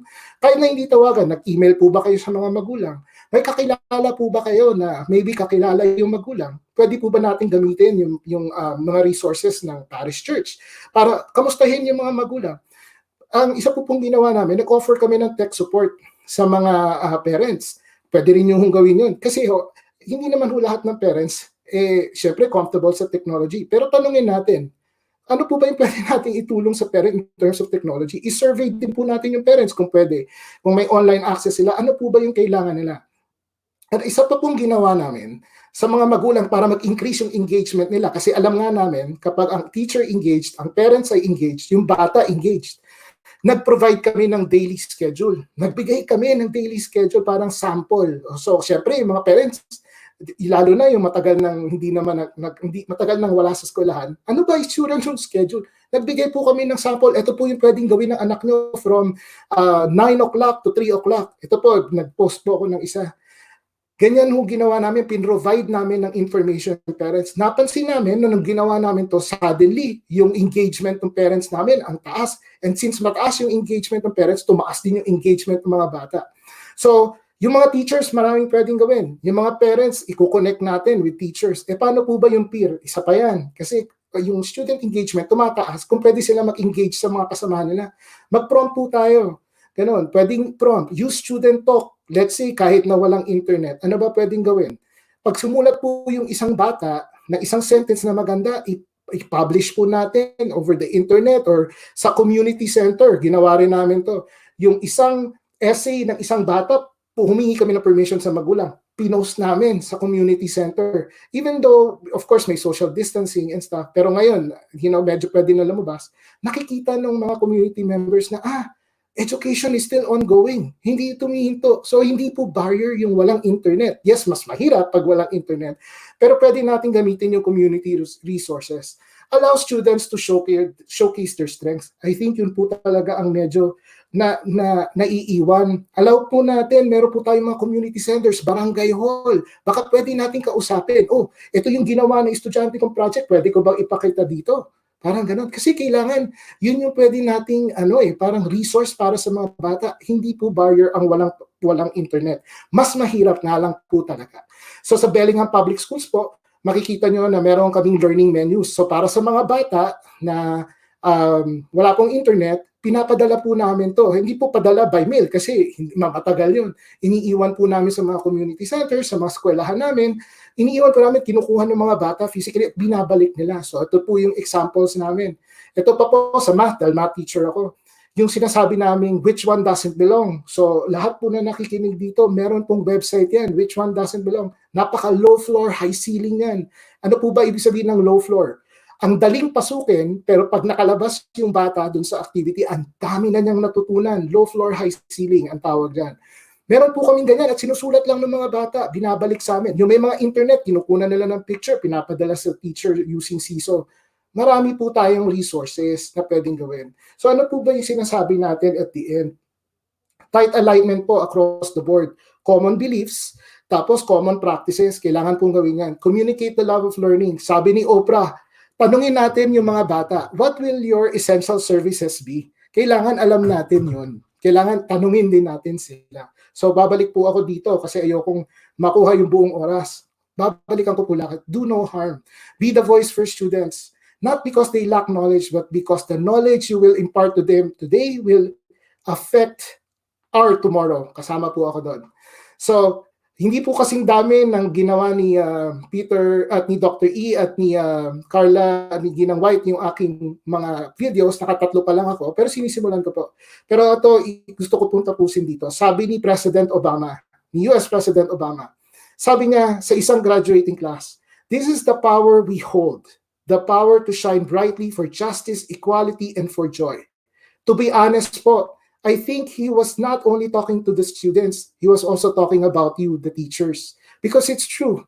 You can choose and you do have the power to shine brightly. You do have the power to advocate for justice and equality. And you do have the power to make a difference. Kaya po, kung ano po ang naiisip nyo, sana may natutunan kayo. And let's keep in touch po. Andyan po yung email ko, andyan po yung YouTube ko. 3 pa lang yung video dyan, pero nako-concentrate po ako sa area model. At maraming salamat po. Shout out po sa may bahay ko, kay Janine. Nanonood po siya. Okay, maraming salamat po. And Dr. E, take it away again. Thank you so much, Sir Ray. At maraming salamat for answering those questions na sa totoo lang po ay hirap na hirap rin po akong sagutin. Aaminin ko po, ako po talagang focus sa content creation, sa delivery of lessons, math education. Pero pagdating po talaga sa leadership, assessment, and management, ako po talaga nagpapasalamat at nandiyan po si Sir Ray to enlighten us. And I'm sure marami po sa inyong mga principals, administrators, school leaders na nakikinig ngayon na talagang na-inspire sa mga binigay ni Sir Ray na mga inspirational ideas na pwede nyong gamitin sa mga schools ninyo. Dahil yes, we can create content. We're good in giving out lectures, pero po, kailangan meron talaga tayong isang leader na pupunan yung pong mga hindi namin kayang gawin. At yun po yung kahalagahan ng mga sinabi ni Sir Ray na growth mindset, summative test is not the dapat hindi masyado tayong focus doon sa mga test na mawawala dahil sa new normal, yung pag-adjust natin ng ating mga ginagawa para po mag-fit doon po sa situation natin nakakaharapin pagdating ng August. So maraming salamat, Sir Ray. At hindi pa po kami tapos. Dahil po magsasagot kami ng inyong mga tanong, ito na po yung part na gusto namin maki-interact sa inyo. Yung mga questions nyo po kanina, sasagutin namin ng live. And Ma'am Carla, pasok ka na rin. Pagsamasamahin na natin itong tatlo at ito po, kami po ang tatlo na nag-umpisa po noong 2005 mula sa Pilipinas, pumunta po dito sa Barstow, California at ngayon po, nagbibigay naman po kami ngayon ng mga kaalaman para po hindi po masyadong isipin ng Pilipinas na inabandon namin yung aming bansa. So ngayon po, bibigay po namin ngayon yung magagawa namin through distance ed at mga experiences namin para po makatulong po kami sa education ng Philippines, especially ngayon ng time ng COVID-19. So, ano ba ang una nating tanong dito, Sir Pao? Kay Jared. Hi, Mom Jared. Dr. Peter, I'm not a teacher, but would like to give journalism lesson on YouTube. I just don't know where to start. Should I align my lesson to that ED's K-12 curriculum, or can I create generic lesson? Ma'am, journalism, I believe maraming magbe-benefit niyan. Hindi lang po yung mga basic education, pati na rin po sa higher ed. Dahil hindi lang naman po basic ed ang magiging online or alternative yung pong modality ng teaching. Pati na rin po ang higher ed. At marami po makikinabang dun sa discipline na meron kayo. I know na sobrang experienced ka pagdating sa journalism. I would highly suggest that just do it because kailangan namin kayo. Ikaw, lalo na. Dahil walang content sa journalism, so this is the best time to start because we need you, right? And be the change. It takes one to start. And so I would encourage you na go for it. It takes time, but the hardest is to start. Sabi nga nila. Yan. So, salamat, Ma'am Jared. At kay Ma'am Chris Toto Pasioles, meron po siyang tanong. Miss Carla, I know you're teaching middle school kids, so how do you keep your students interested and focused in your online classes these past few months that we were in quarantine? So what activities do you use to keep them interested and focused? So Ma'am Carla, take it away kasi mga middle So school. actually, we are doing lives here once a week. So every time that I teach them, so pagka nag-live lesson ako, tulad ng ginagawa natin yan, pero hindi katulad nito, no? Sa private lang siya. I try to put games or questions that will make them think. Sometimes, I think Mrs. Watkins, who's also in our chat, kaming dalawa actually, para kaming talk show. So merong lesson, tas merong mga demos, meron kaming mga pinapakitang actual props na pwede namin gamitin while we are teaching. So that would keep the students interested na hindi parang nagle-lecture ka lang. You ask questions. You also tell them at the beginning of my lesson, may papel at saka meron ba kayong lapis? Ready na ba kayo? So yung mga ganon, kahit pa recorded yan, treat it as if kausap nyo yung mga estudyante nyo, kahit pa recording yan. That will keep them focused. That will keep them from wandering their thoughts around. Kasi, yun ang kailangan nila eh. Kung hindi natin ma-deliver face-to-face, bakit hindi na mag-pretend tayo na yung camera na nakaharap sa atin ay yung mga estudyante natin. Kausapin natin sila. Yes. So, yon, Ma'am Pasioles, sana nasagot namin yung tanong nyo. Kay Sir Joseph Lardizabal, ang tanong naman niya, considering the need of video editing software, what is the most affordable, efficient software, free or paid, would you recommend for teachers to use? This aids us benchmark the quality of our videos. Sir Joseph, when it comes to application, I guess, tulad ko, nagsimula lang po ako sa basic app. Ang pinaka-application ko po noon kasi ang gamit kong computer ay Mac. So yung QuickTime, yun po yung nagre-record ng video. Yun po yung basic. Lahat po ng Mac computer may QuickTime. So yun yung parang iPhone na nagre-record ng video. So ire-record niya at yun lang po. Ang gagawin ko lang doon, iti-stream ko yung umpisa at yung huli para mawala yung gumaganon-ganon ako or umaabot ako ng record. So yun yung pinaka-basic na app. At lahat ng computer meron pong app na nagre-record ng videos. Ultimo nga pong cellphone pwede pong gamitin na panggawa ng videos. At kung mag-upgrade ka na, siguro after makapag-produce ka ng mga 50 videos, tsaka ka na lang mag-dwell sa ibang ng app tulad po ako. Meron akong ScreenFlow, meron akong Final Cut Pro, meron din ako minsan na gumagamit ng Screenomatic, pero hindi ko siya ginalaw hanggat hindi po ako komportable sa camera. Ma'am Carla, ano po yung sa'yo? There's more. I would also recommend to try Screencastify. That way, pwede mong i-share yung screen mo. You can see your slide presentation na pwede mong gawin kung comfortable kayong gumamit ng slides, ng PowerPoint. And you can also use that as a tool. Apps, Viva Video, I tried it. Pwede kang mag-crop pagka nagkamali ka, for example.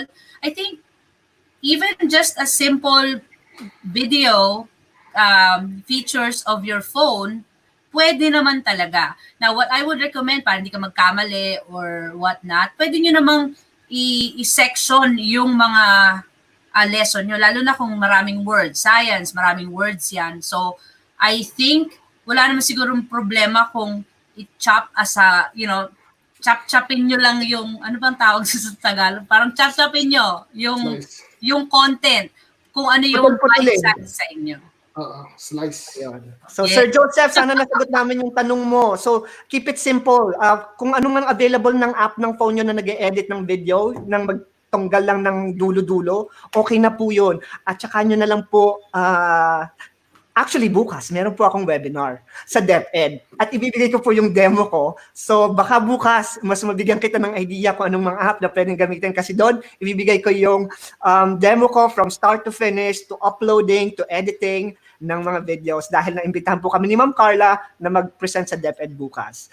Meron pa po ba tayong send na question kay Ana Marie Duria? Good morning po. My question po is, what if there's no stable internet connection of students? Is there an alternative way you can suggest more reliable for students? From Liceo de Luisiana. Hi, Ma'am Ana Marie from Liceo de Luisiana. Sir Ray, internet. So, I think nasabi na ni Ginang White at ni Dr. E, no? Una, telepono. Kailangan gamitin, tawagan natin sila. Kasi yun, di ba? Pangalawa, community centers, barangay. Pwede bang iwan nyo yung packet doon, yung gagawin ng bata, yung mga projects nila, yung mga instructions doon, kunin ng bata, o then kunin nyo pag binalik na niya. May specific instructions, tawagan nyo na lang, sulatan nyo. Marami hong paraan, hindi ho talaga barrier yung internet connection. Of course, mas madali lang kasi kung meron kang internet. Pero sa amin po kasi sa Bellingham Public Schools, ginamit po namin yung mga community centers namin. Wala naman po kami tinatawag na barangay, pero ginamit po namin yung community centers, yung eskwelahan ho mismo namin.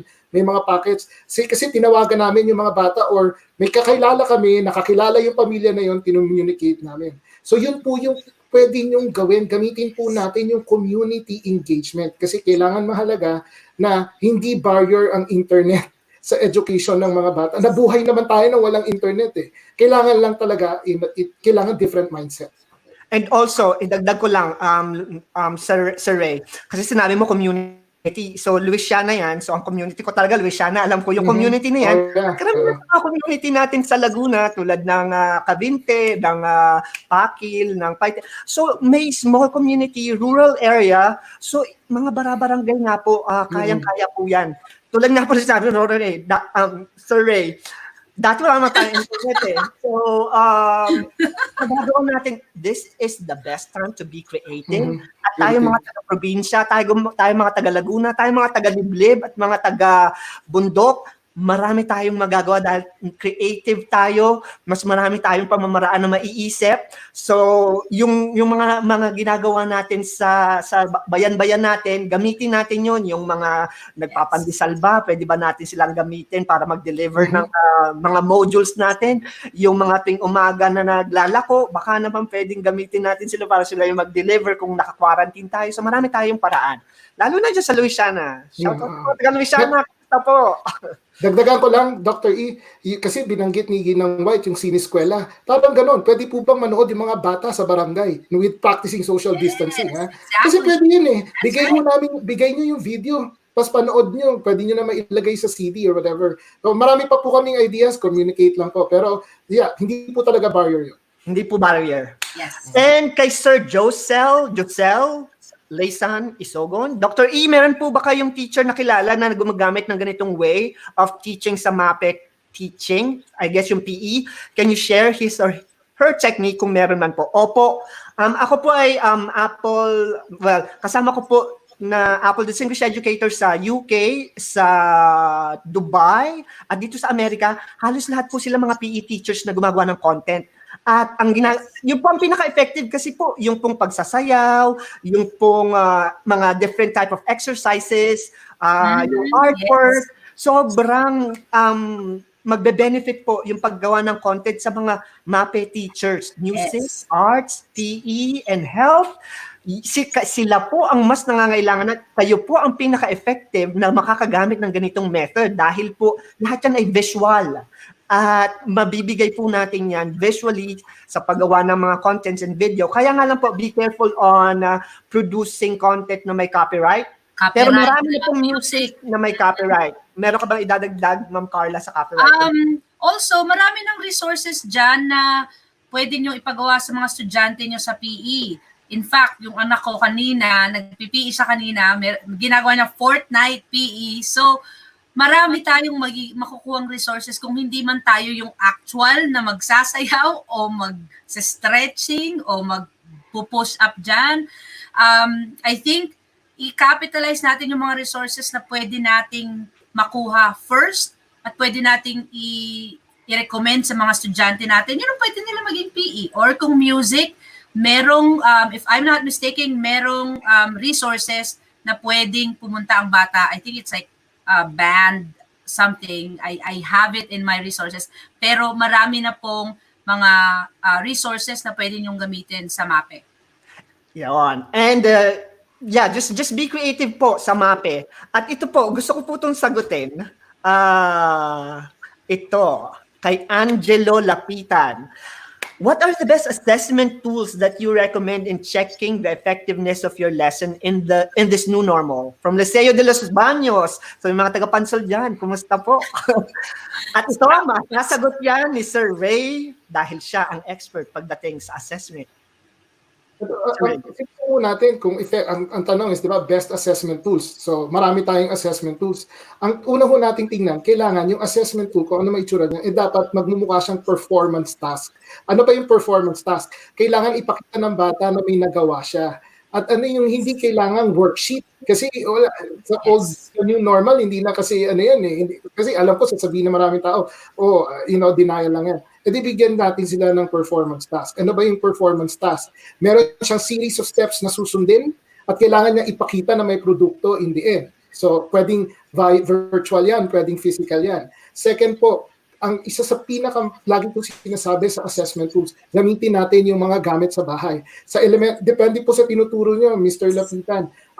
Sa elementary school po namin, gumagamit kami ng cards. Gumagamit kami ng pagluluto o tapos kinukunan nila ng picture sa elementary school. Sa high school, nag-drawing yung mga estudyante namin ng quadratic function doon mismo sa lawn nila. So, I mean, marami po, ang kailangan po lang sigurong assessment tool is kailangan kaya nilang gawin sa bahay. Kahit ano pong itsura niyan, kailangan nilang posibleng magawa sa bahay at may series of steps na kailangan nilang gawin para maibigay sa iyo, hindi yung isang bagsakan lang.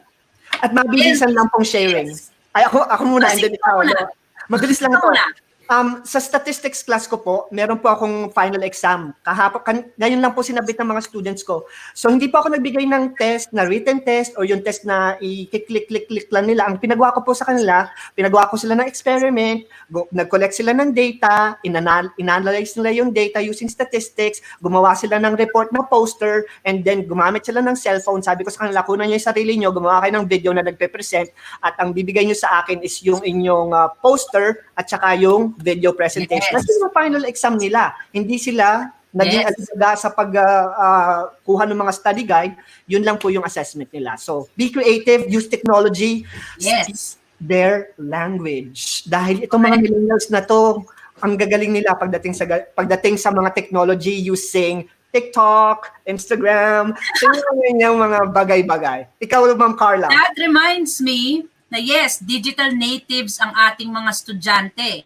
But we also have to teach them to become digital literate. So yung mga content, pwede rin silang maging content creators ng mga lessons na tinuturo natin. Instead of telling them, ito ang kailangan yung tutunan, why don't you ask them, sige, tignan natin kung anong matututunan mo after you watch this video, for example, and show me kung paano mo i-demonstrate ang concept ng electromagnets, which is why yung lesson ko last week, I challenge them, sige, kung meron kayong alambre, meron kayong battery, meron kayong magnet sa bahay, sige, ipakita nyo sa akin setup kung paano gumawa ng electric motor.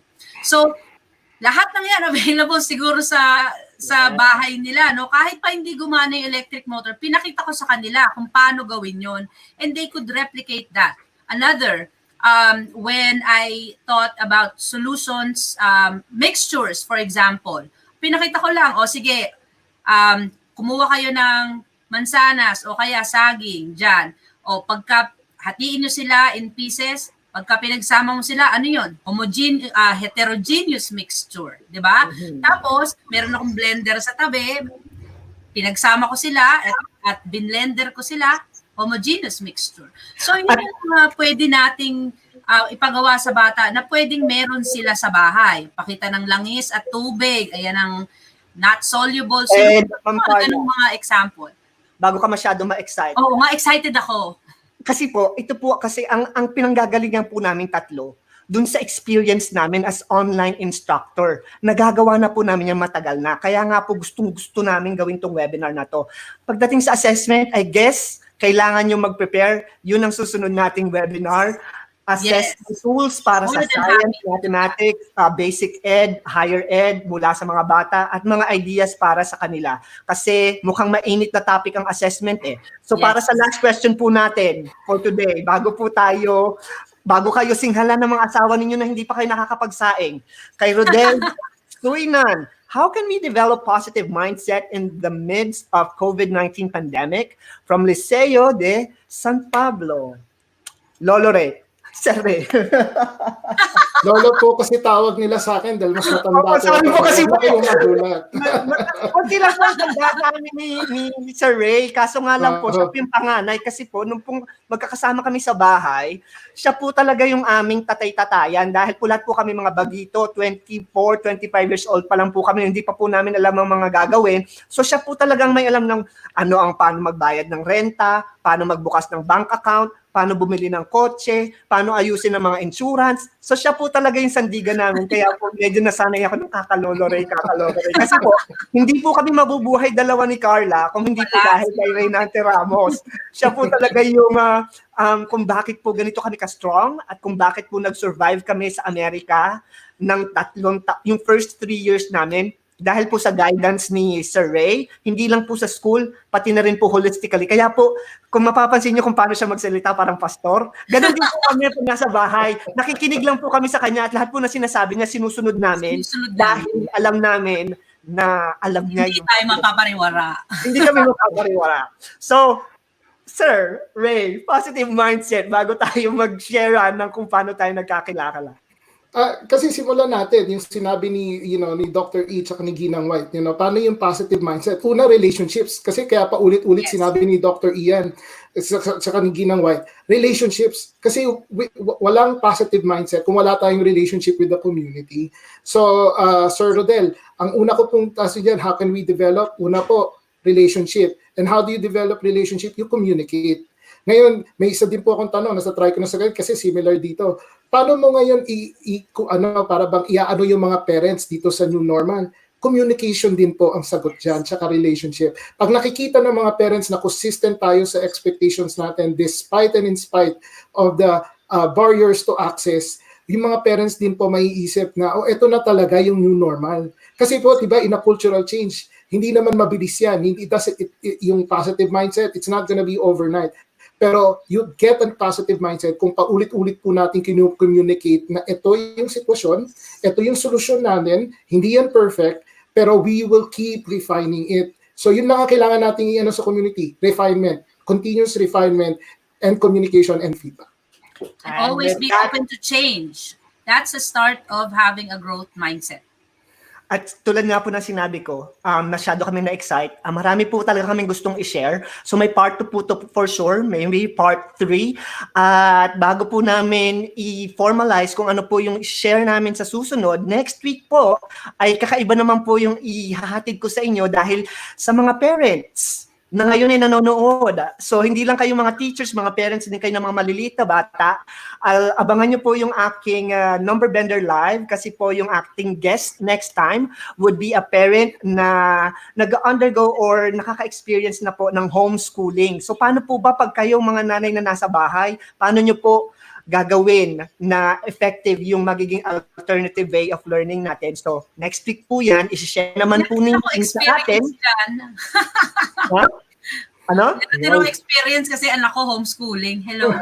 So, baka po si Ma'am Carla White dumating din sa interview natin tomorrow. Pero po, yung po yung next episode natin sa ating Numberbender Live. Sana po magsama-sama. Manonood ako niyan. Sa Lunes para po sa umaatikabo na naman pong mga discussion sa parenting, homeschooling, at ano ba yung mga experiences ng mga family na merong frontliner na kasama sa bahay. Itatalakay po natin yan next week sa ating Numberbender Live. And Sir Ray and Ma'am Carla, parting words sa ating mga nanonood ngayon sa kani-kanila mga bahay. Ako muna. Okay. Una po, maraming salamat sa pakikinig at ako po ay malugod na nagpapasalamat na andito po ako ngayon, sinishare ang aking experience as an online distance teacher now. Alam ko na hindi tayo handa lahat. Kahit kami, we're growing, we're learning, but we are all in this together. And again, kung meron po kayong doubts in mind, be open and have an open mind na lahat ng ating mga challenges na naranasan ngayon, it will feel good after a while and it's all worth it. Lahat ng paghihirap natin, teacher tayo lahat, we are all learners and all I can say is that be strong. Salamat, Ma'am Carla. Sir Ray.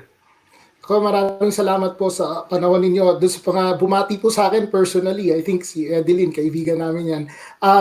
Maraming salamat po. At hindi ho namin alam lahat ng sagot. Huwag niyo isipin yun. Yes. Pero ito ho ang kaya namin sabihin. Kaya namin magkaroon ng conversation and discussion with anyone and everyone para makahanap ng sagot. Hindi namin alam lahat. Pero yun nga, pwede natin pag-usapan. So ang challenge ko po sa inyo, pag-usapan natin. Lahat po na yan at magkakasama po tayo sa usapang yan. Maraming salamat po at good morning and good night dun sa mga nandito sa West Coast. So sa San Pablo Diocesan Catholic School System, maraming salamat po sa pag-sponsor sa amin na magbigay ng talk. At kay Ma'am Donna Montejo ng San Pablo or Liceo de San Pablo, maraming salamat po, Ma'am, sa pag-organize nito na event para po sa mga Catholic schools natin sa Laguna na nakisiti na rin syempre ang mga teachers natin sa iba't ibang lugar. Maraming salamat po sa pagsubaybay. Sana po ay gawin yung habit ang Monday, 9 a.m. with Numberbender Live. At next week po, magsama-sama po ulit tayo. At maraming salamat po. Sir, Numberbender, bago ka magpaalam, about the certificates. Oh, yeah. Meron Certificate po. Nasa isip ko na yun. Certificate po, nasa, pakiclick na lang po yung link para po mabigay namin, masend namin yung certificate. Galing po sa dalawang sponsors natin, Hands-on Technology Education in San Diego at ng Orange County and Long Beach American Statistics Association, courtesy of Dr. Toto Pasioles. Maraming salamat po. And again, maraming salamat. Keep safe. See you all again next week. Bye! Thank you so much for watching my second Numberbender Live, Business Unusual with Carla Lopez-White and Reynante Ramos. Next week, we're going to be joined by Jerome J. Ortoliza, a Vice Principal in New York City. Next week ay i-share niya sa atin ang mga experiences niya bilang isang parent sa mga homeschooling children. So kung kayo ay nanay, tatay, kapatid, kuya, na nag-iisip kung paano nyo tuturuan at tutulungan ng inyong mga kapatid at mga anak para sa new normal next school year, samahan nyo kami next week para sa bagong discussion, and this time, para naman sa mga homeschooling parents. So I'm inviting all of you next week, same time, 9 a.m. dito sa Numberbender Live sa aking YouTube at Facebook page. Stay safe and have a great day.